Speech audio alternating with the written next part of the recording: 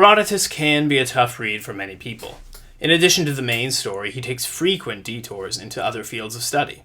You may find anthropology, mythology, biology, geology, economics, sociology, political science, arguably true crime, archaeology, religious studies, and philosophy. All of this information is included within his account, and sometimes quite abruptly. While Herodotus never loses track of where he is in his account, many readers do.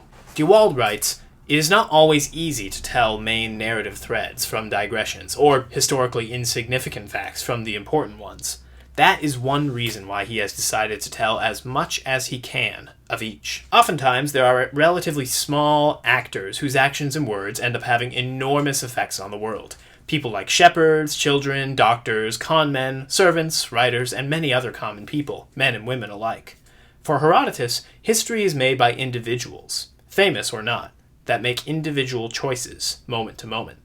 That being said, I will do my best to synthesize the stories that are much further removed from the main narrative. There is one other thing that is critically important to understanding the histories and any other great books of Western civilization.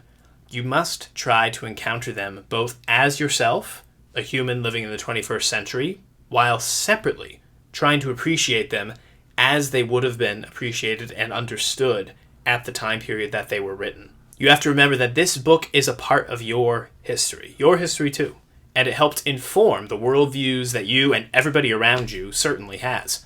But that worldview, whatever it is, did not exist back then. You may find lessons and ideas from the book that have influence over your life and your world, but that is a one-way street. It is a mistake to assume that the people that we read about here thought exactly like you. Just a few examples.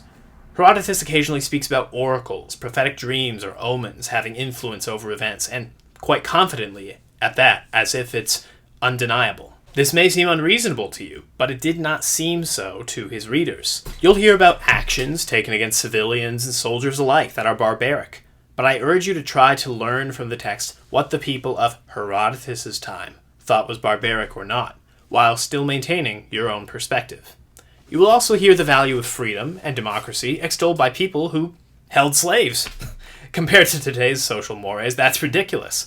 But when you compare that view to what came before, turns out it's actually a step forward. This ability to assess, entertain, and test ideas without necessarily accepting or rejecting them is one of the fruits of studying the great books. Start developing it now. Speaking of what came before Herodotus, I think the best way you can acquaint yourself with an ancient Greek worldview in order to better assess the histories is to become more familiar with Homer.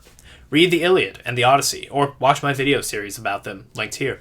The great books of Western civilization are meant to be read more or less in order, because the ideas within them influence what books come after. That is, they have been in dialogue together over many centuries, and this one is no different. If any of this sounds good to you, join me for Book 1 next week.